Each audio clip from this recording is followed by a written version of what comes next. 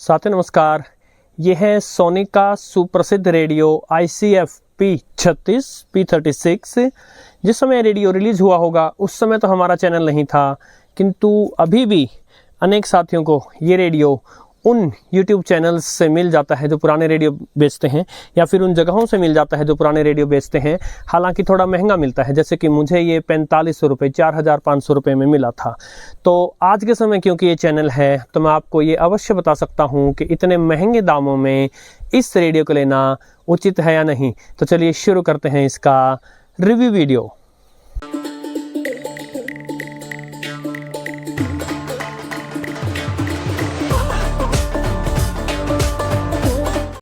इस रेडियो की कुछ बातें ऐसी हैं जो बहुत अच्छी हैं और कुछ बातें ऐसी हैं जो बिल्कुल भी अच्छी नहीं है। हैरानी होती है सोनी की तरफ से ऐसा हुआ।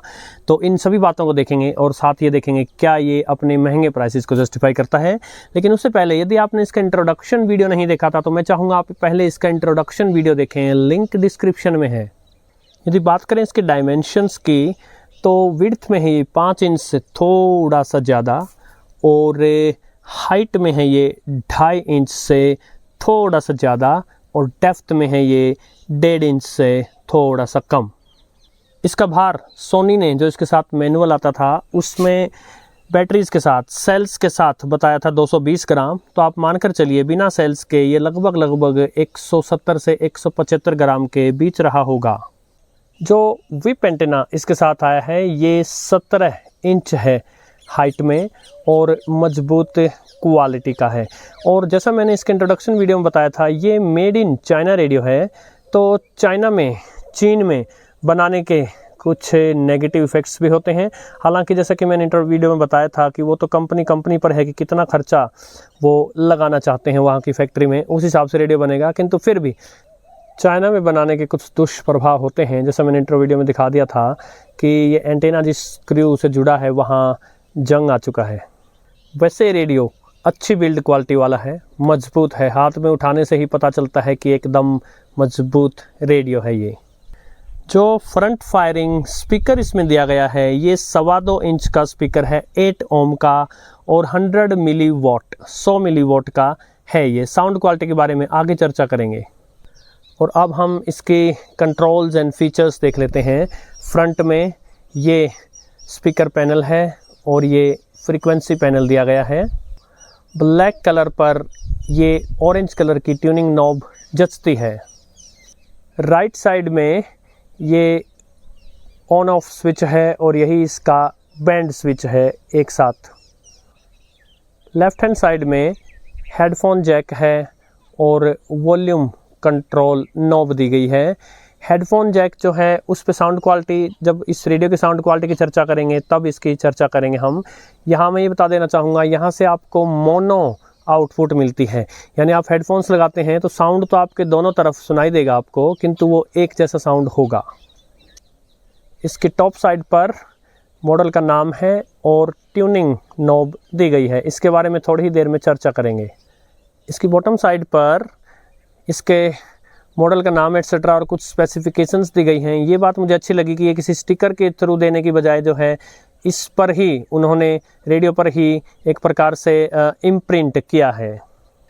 बैक साइड में विप एंटेना है और साथ ही 2 AA सेल्स जो कि घड़ी में डाले जाते हैं उनके लगने की जगह है। ये एकमात्र पावर ऑप्शंस हैं, किसी प्रकार का कोई एडेप्टर आप इसमें यूज़ नहीं कर सकते, सीधा AC से इसको आप नहीं चला सकते। जो सेल्स के ऊपर लगाने का ये कवर है ये इसी के साथ अटैच्ड रहता है, यानी आप इसको अलग से नहीं निकाल सकते, तो गुम होने का खतरा कम रहता है। यहाँ अच्छा डिज़ाइन कहूँगा।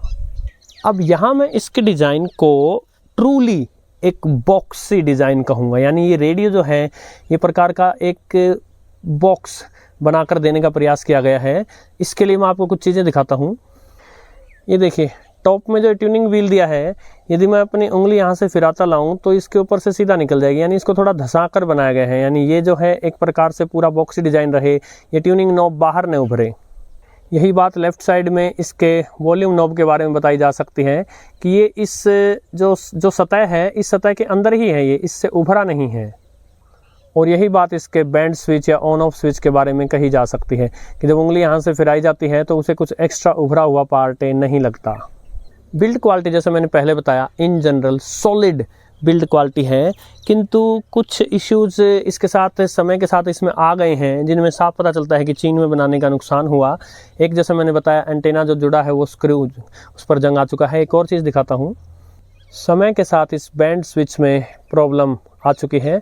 जब मैं इसको ऊपर FM पर खिसकाता हूँ और फिर FM से नीचे AM पर लाता हूँ तो ये FM पर ही रहता है। इसको थोड़ा सा ऐसे हिलाने से, आगे पीछे करने से थोड़ा तब जाकर कहीं ये AM पर सेट होता है। सोनी के मेरे पास पुराने रेडियो भी हैं, उनमें ऐसी कोई समस्या आज तक नहीं आई है। यहाँ मैं पहला हिंट दे सकता हूँ कि यदि ये जापान में बना होता तो भी एक बार आप इसके लिए 4500 रुपये देने की सोच सकते थे, किंतु चीन में बने इस मॉडल के लिए 4500 रुपये देने की सोचेगा भी मत। जहाँ एक तरफ मुझे इसका बॉक्सी डिज़ाइन पसंद आया, वहाँ इसमें कुछ सुपर क्लासिकल इंजीनियरिंग मिस्टेक्स भी हुई हैं। इनफैक्ट मुझे तो एक बार ये भी लगा कि इसको डिज़ाइन करने वाले इंजीनियर्स ने खुद बार बार रेडियो ट्यून करके अपनी लाइफ में देखा था भी या नहीं। इसका सबसे पहला कारण है इसके टॉप पर दिया गया ये ट्यूनिंग व्हील। जब आप इसे इस प्रकार हाथ में लेके ट्यून कर रहे होते हैं तो ये ट्यूनिंग व्हील बहुत ही अजीब सी जगह है। मतलब लाइफ टाइम आपने जो भी रेडियोस ट्यून किए होते हैं शायद ही किसी में ये ट्यूनिंग नॉब जो है वो ऊपर हो, और आपको बहुत ही अजीब लगता है। इसको ट्यून करना बहुत कठिन रहता है। दूसरी सुपर मिस्टेक है इसके ऑन ऑफ स्विच को बैंड स्विच के साथ दे देना। चलिए, एक गलती तो उन्होंने नहीं की कि ऑन ऑफ स्विच को वॉल्यूम के साथ नहीं दिया, अलग रखा, किंतु अब बैंड स्विच के साथ दे दिया। सपोज कीजिए कोई FM ज़्यादा सुनता है तो हर बार वो जब वो रेडियो को ऑफ करेगा तो पहले AM पर लाएगा, फिर ऑफ होगा, और फिर हर बार जब FM चलाएगा तो फिर से AM पे लाएगा। यानी हर बार ऑन करने के साथ खामखा बैंड स्विच को जो है खिसकाना पड़ेगा। Classical engineering mistake. और अब इससे पहले कि हम इसकी फ्रिक्वेंसी रेंज और रिसेप्शन की बात करें, इसके साउंड पर चलते हैं। तो जैसे मैंने बताया था इसमें 2.25 इंच का फ्रंट फायरिंग 100 मिलीवॉट पावर का स्पीकर है। ये स्पीकर जो है ये लाउड साउंड प्रोड्यूस नहीं कर पाता, ये इसके साउंड के बारे में एक लफड़ा है, किंतु साउंड जो है वो क्रिस्प है। और इसके स्पीकर के साइज़ को देखते हुए डिसेंट बेस है। कुछ कुछ सोनी के साउंड की झलक मिलती है, लेकिन एग्जैक्ट 100% सोनी वाले साउंड की स्टैंप नहीं मिल पाती। अभी मैंने इसको ट्यून किया है यहाँ के local FM station 102.3 megahertz Hisar पर। और देखिए, जो एनालॉग रेडियोज़ में जो एनालॉग ट्यूनिंग होती है अक्सर ये थोड़ा सा ऑफ बीट होती है। जैसे कि जहाँ FM पर 104 लिखा है उसकी सीध से भी थोड़ा ऊपर ही है ट्यूनर, लेकिन जो फ्रीक्वेंसी ट्यून हुई है वो है 102.6 मेगाहर्ट्ज़। बहरहाल साउंड सुनते हैं, फुल वॉल्यूम देता हूँ। कार्यक्रम में हरियाणा पुलिस ने ड्रोन आधारित संपर्क रहित कानून व्यवस्था प्रबंधन प्रणाली का प्रदर्शन किया। जब साउंड फुल होता है तो हल्की सी डिस्टॉर्शन आती है, तो साउंड को जो है फुल से थोड़ा सा कम करके फिर से सुनते हैं। जा सकते हैं। उन्होंने कहा कि बड़े आंदोलनों और धरना प्रदर्शनों से निपटने में तकनीक न केवल पुलिस की क्षमता बढ़ती है बल्कि कानून व्यवस्था को बनाए रखने में। तो जैसा मैंने बताया साउंड बहुत अधिक लाउड नहीं जा पा रहा, लेकिन इस स्पीकर के साइज के हिसाब से डिसेंट एक बेस है। और अब चलते हैं फ्रीक्वेंसी रेंज और रिसेप्शन पर।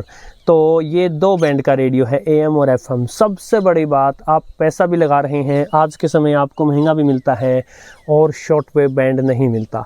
इनफैक्ट सोनी के जो भी रेडियोज़ एंड के दिनों में आ रहे थे उनमें शॉर्ट वेव बैंड था ही नहीं। बहुत बड़ी एक मिस्टेक कहूँगा, भूल कहूँगा। इसलिए भी मैं इस रेडियो को रेकमेंड नहीं करूँगा, क्योंकि इतना पैसा लगाकर भी आपको शॉर्ट वेव बैंड नहीं मिलेगा। खैर, जो ये 2 बैंड दिए गए हैं इनमें इसके मैनुअल के हिसाब से FM पर फ्रीक्वेंसी रेंज है 87.5 से लेके 108 मेगाहर्ट्ज़ फुल रेंज है, और मीडियम वेव बैंड पर जो रेंज है वो है 530 किलोहर्ट्ज़ से लेके 1605 किलोहर्ट्ज़। ये भी लगभग फुल रेंज है। यदि बात करूं इसके रिसेप्शन की तो FM पर इसका रिसेप्शन पुअर है, honest to be honest poor है। बहुत अच्छा रिसेप्शन बिल्कुल भी नहीं है। हाँ, AM बैंड है जहां ये रेडियो निखर कर आता है। अपने साइज के हिसाब से AM बैंड पर रिस्पेक्टेबल रिसेप्शन ये आपको देता है। चलिए पहले हम इसको FM पर ट्यून करके देखते हैं। जो FM स्टेशंस पकड़ने हैं वो यहाँ से 90 से लेकर 180 किलोमीटर दूर हैं।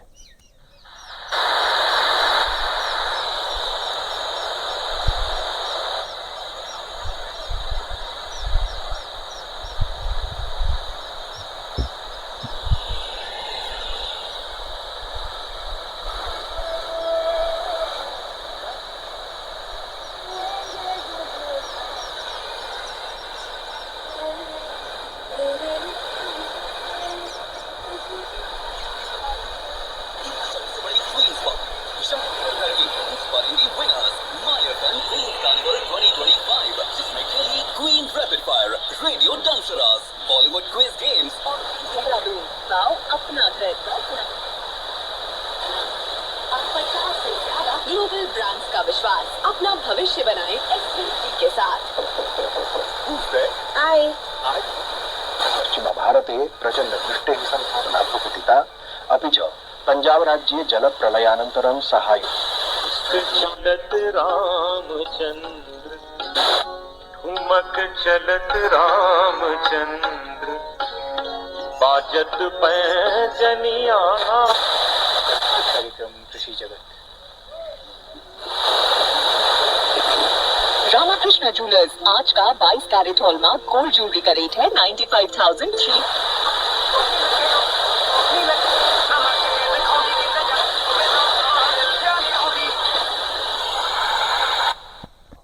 आज FM रिसेप्शन कंडीशंस बहुत अच्छी हैं, बहुत ही अच्छी हैं।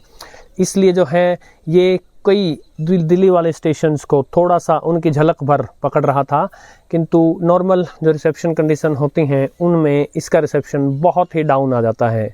और अब AM रिसेप्शन टेस्ट कर लेते हैं।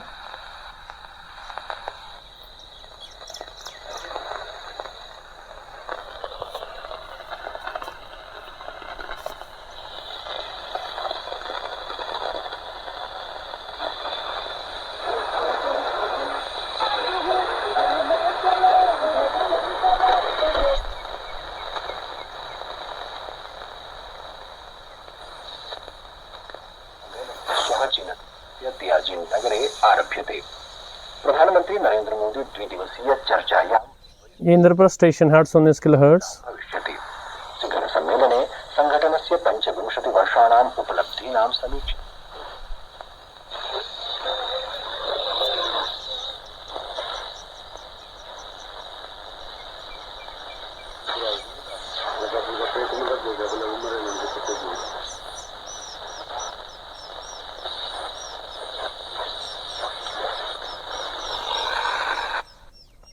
अभी शाम का समय है, इसलिए बहुत अधिक AM स्टेशंस नहीं पकड़े हैं इसने, लेकिन थोड़ा सा अंधेरा होते ही AM रिसेप्शन जो है वो अच्छा खासा हो जाएगा इसका।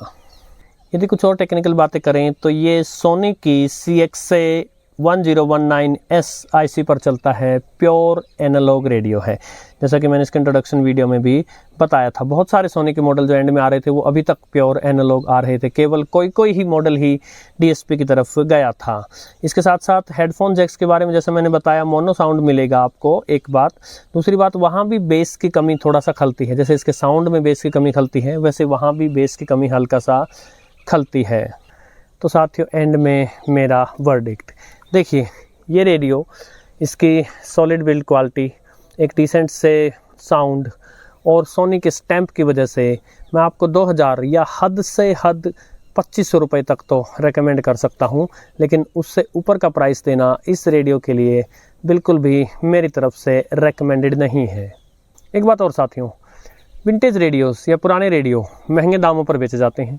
अब उनको लेने वाले, जो बेचने वाले हैं, वो यहाँ तहाँ कहीं से भी अपना जुगाड़ करके लाते हैं उनको, तो वो उनका अधिकार है, वो उसको किस भी प्राइस पर बेचें। लेकिन ख़रीदने वाला जो है वो अपनी स्थिति अवश्य देख ले। विंटेज रेडियोज़ में मैं आपको बताता हूँ, कहीं ना कहीं कोई ना कोई कमी आपको अवश्य मिलेगी, कुछ ना कुछ गड़बड़ उनमें ज़रूर आ चुकी होगी, और जो आप सोचते हैं जैसे वो होंगे वैसा वो अक्सर नहीं होते। हर 3 में से 2 रेडियो वैसे नहीं होते जैसा आप सोचते हैं आपको मिलेंगे, कुछ ना कुछ लफड़ा झगड़ा, कमी गड़बड़ उनमें होगी। अब देखिए, जो इकट्ठा करने वाला है, जिसको पैसे की कोई दिक्कत नहीं है, उसको इकट्ठा करने ही है रेडियोज़, उनके लिए कोई मायने नहीं रखता। लेकिन उन लोगों के लिए जिन्होंने एक पैसा जोड़कर और फिर उनके मन में इच्छा होती है कि कुछ बहुत अच्छा लिया जाए, तो मैं आपको बता दूं, विंटेज रेडियोज़ हमेशा जिस प्राइस पर वो बेचे जाते हैं उसको कभी भी जस्टिफाई नहीं करते। हाँ, कुछ लोग होते हैं जो उनको वाजिब दामों पर बेचते हैं, उनको ठीक मूल्यों पर जो है बेचते हैं, अन्यथा अधिकतर समय ये रेडियोज़ बहुत महंगे दामों पर बेचे जाते हैं। साथियों, नमस्कार।